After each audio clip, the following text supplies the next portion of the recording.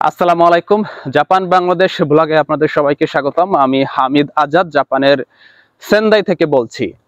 আমি যখন জাপানের এম্বাসি ফেস করছিলাম তখন আমাকে কি কি প্রশ্ন করেছিল, পাশাপাশি আপনারা যারা 2025 সালে জাপানে আসতে চাচ্ছেন জাপানের এম্বাসির জন্য কিভাবে প্রিপারেশন নেবেন, আপনার কোনো ভুলের জন্য যেন আপনার ভিসাটা মিস না হয়, তো সেই বিষয় নিয়ে আজকে মূলত দিক নির্দেশনা দেওয়ার চেষ্টা করব আমি আমার অভিজ্ঞতা থেকে।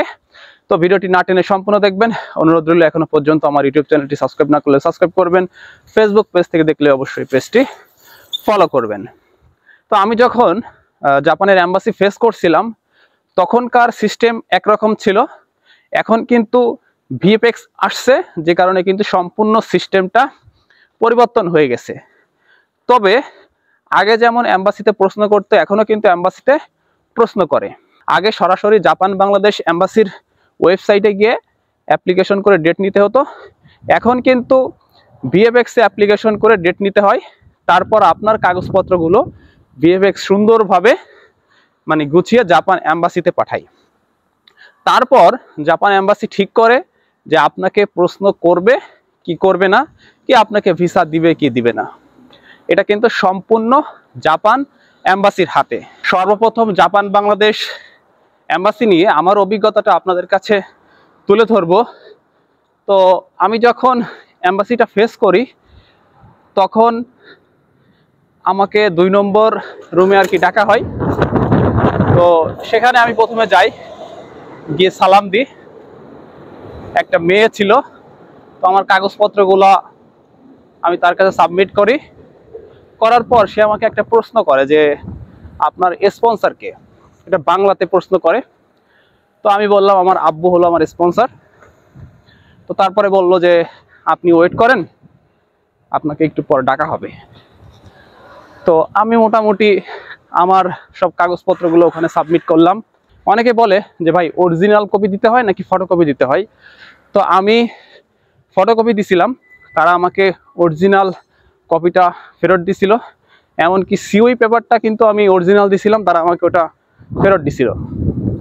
তো যাই হোক, আমি অনেকক্ষণ ওয়েট করলাম, প্রায় 1 ঘন্টা ওয়েট করার পর আমাকে কাউন্টার থেকে ডাকলো, ডেকে একটা স্লিপ ধরাই দিল যে 7 দিন পর আপনি পাসপোর্ট নিতে আসেন। তো আমি কিন্তু ভিসা পেয়ে গেলাম। আমাকে কোনো ধরনের প্রশ্ন তারা করেনি, জাস্ট ওই একটা কথাই বলছিল যে আপনার স্পন্সরকে, সেটা বাংলাতে প্রশ্ন করছিল। আমাকে এম্বাসিতে কেন কোনো ধরনের প্রশ্ন করেনি তার বড় একটা কারণ আমি মনে করি যে আমার নাট এবং জেলপিটি সার্টিফিকেট ছিল এবং ভালো একটা মার্ক ছিল, যে কারণে হয়তোবা আমার কোনো ধরনের প্রশ্ন করেনি। এখন আপনাদের উদ্দেশ্যে একটা কথা বলবো, এই কথাগুলো আপনারা খুব মনোযোগ সহকারে শুনবেন। যাদের নাট জেলপিটি আছে এবং নাট জেলপিটিতে মোটামুটি 100+ নাম্বার আছে, তাদের কিন্তু এম্বাসিতে কোশ্চেন করতেও পারে, নাও করতে পারে। এখন অনেকে ভাবতে পারেন যে ভিএফএক্স আসছে, আমার কি প্রশ্ন করবে কি করবে না। অবশ্যই আপনার প্রশ্ন করবে, যদি আপনার কোনো ধরনের সার্টিফিকেট না থাকে আর আপনি যদি ল্যাঙ্গুয়েজ কোর্সে জাপানে আসতে চান, অবশ্যই আপনাকে প্রশ্ন করবে। কারণ অনেকে কিন্তু আমাকে মেসেজ দিচ্ছে যে ভাই আমি ভিএফএক্সে কাগজপত্র জমা দিছিলাম, আমার মার্কটা একটু কম ছিল, পাশাপাশি অনেকে বলতেছে যে আমার সার্টিফিকেট ছিল না, আমাকে এম্বাসি ডাকছে। তো তাদের এম্বাসি ডাকার কারণ হচ্ছে তাদের কিন্তু ইন্টারভিউ নিবে। আপনাদের কিছু কিছু ভুলের জন্য কিন্তু আপনারা জাপানের ভিসা পান না। তার ভিতরে সবথেকে বড় ভুল আমি যেটা মনে করি, বিশেষ করে এম্বাসির ক্ষেত্রে, যদি আপনাদের সার্টিফিকেট না থাকে, আপনাদের কাছে হিউজ পরিমাণ সময় থাকে, তারপরেও আপনারা জেলপিডি পরীক্ষা দেন না, নাট পরীক্ষা দেন না। আপনারা যদি একবার জেলপিডিতে ফেল করেন, পরবর্তীতে আবার অ্যাপ্লিকেশন করেন না বা আবার পরীক্ষা দেন না, বা নাটে আপনারা যদি ফেল করেন আবার নাট পরীক্ষা দেন না, এটা কিন্তু আপনাদের চরম একটা ভুল।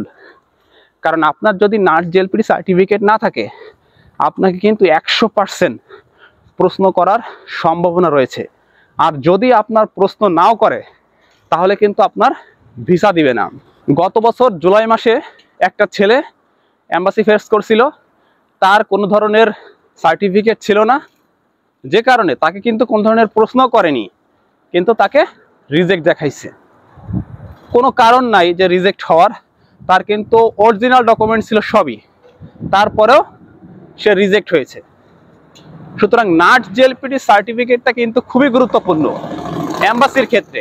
অনেকে আমাকে একটা প্রশ্ন করে যে ভাই, নাট জেএলপিটি সার্টিফিকেট ছাড়া কি জাপানে অ্যাপ্লিকেশন করা যায়? আপনি নাট জেএলপিটি সার্টিফিকেট ছাড়া জাপানে অ্যাপ্লিকেশন করতে পারবেন, কিন্তু নাট জেএলপিটি সার্টিফিকেটটা এম্বাসির জন্য খুবই গুরুত্বপূর্ণ। কারণ আপনি যদি এম্বাসি ফেস করেন নাট জেএলপিটি ছাড়া, তাহলে আপনার জীবনে দুঃখ নামতেও পারে, নাও পারে। যদি আপনার ভাগ্য খুবই ভালো থাকে তাহলে আপনি ভিসা পাবেন, আর যদি আপনার ভাগ্য খারাপ থাকে তাহলে কিন্তু আপনি ভিসা পাবেন না। গত বছর অক্টোবর মাসে একটা ছেলে এম্বাসি ফেস করছিল, তার শুধুমাত্র নাট সার্টিফিকেট ছিল, 100+ মার্ক ছিল নাটে তার। তো তাকে কিন্তু এম্বাসিতে প্রশ্ন করেছে। এখন কি ধরনের প্রশ্ন করতে পারে এম্বাসি থেকে?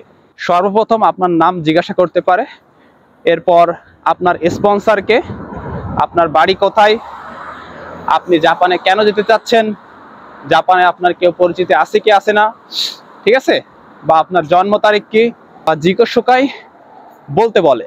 জিকোশোকাইটা হচ্ছে আপনার পরিচিতি, সেলফ ইন্ট্রোডিউস যেটাকে বলে, সেটাকে জাপানিজ ভাষায় বলে জিকোশোকাই।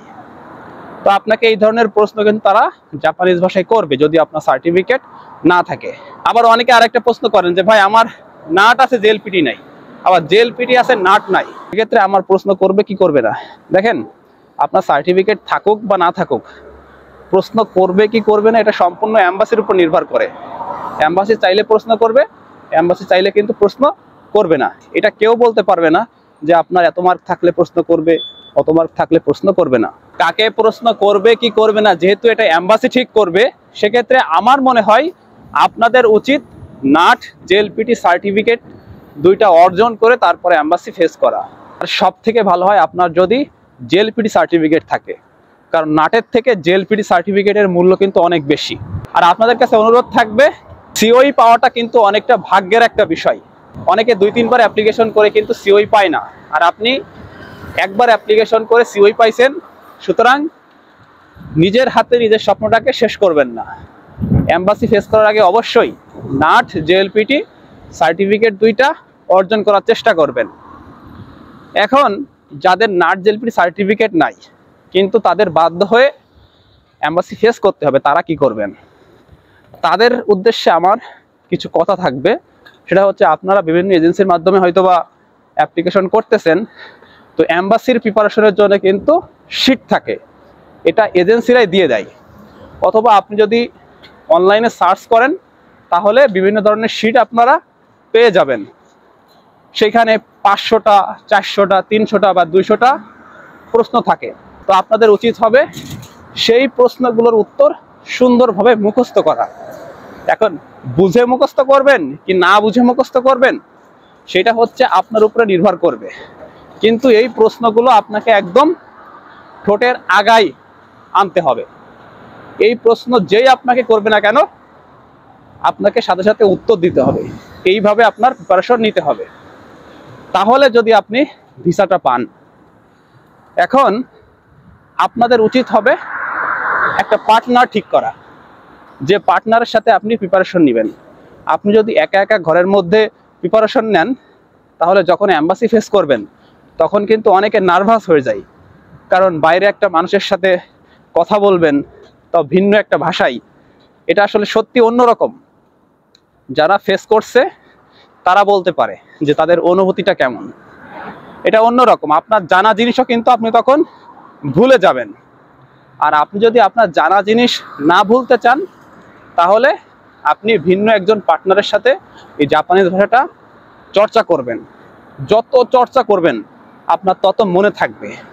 আপনি যতই মুখস্থ করেন না কেন, যদি আপনি চর্চা না করেন, দিন শেষে আপনি এটা ভুলে যাবেন।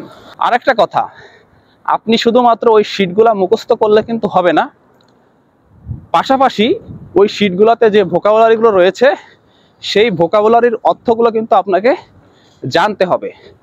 আর বেসিক কিছু গ্রামার রয়েছে, যে গ্রামারগুলো জানলে আপনি শব্দ তৈরি করতে পারবেন, মানে বাক্য তৈরি করতে পারবেন, ওই গ্রামারগুলো কিন্তু মোটামুটি আপনার উচিত শেষ করা। তাহলে যদি একটা আনকমন প্রশ্ন আপনাকে করে, আপনি কিন্তু মোটামুটি উত্তর দিতে পারবেন। এম্বাসি ফেসটা ভাই খুবই গুরুত্বপূর্ণ। আমি মনে করি জাপানে আসার ক্ষেত্রে দুইটা যুদ্ধ করতে হয়। একটা হচ্ছে জাপান ইমিগ্রেশনের কাছ থেকে সিওই আনার জন্য, আর আরেকটা হচ্ছে বাংলাদেশ এম্বাসি থেকে ভিসা নেওয়ার জন্য। এই দুটো যুদ্ধ আপনাকে করতেই হবে যদি আপনি জাপানে স্টুডেন্ট ভিসায় আসতে চান। এখন আপনি এই যুদ্ধটা কিভাবে করবেন এটা সম্পূর্ণ আপনার উপরে নির্ভর করবে, কারণ আপনার ভুলের জন্যই কিন্তু আপনি ভিসা পাবেন না। আপনার সার্টিফিকেট নাই, এটা আপনার ভুল। আপনি এম্বাসি ফেস করে এম্বাসিতে যে কোশ্চেনগুলো আপনাকে করছে সেগুলো দিতে পারেননি, সেটা আপনার ভুল।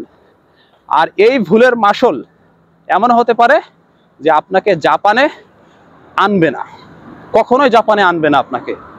কারণ রিজেক্ট স্টুডেন্টরা শতকরা হয়তোবা 10% বা 15% বা 20% কিন্তু জাপানে আসতে পারে। এই জিনিসটা মাথায় রাখবেন। আজকের ভিডিওটা এই পর্যন্ত।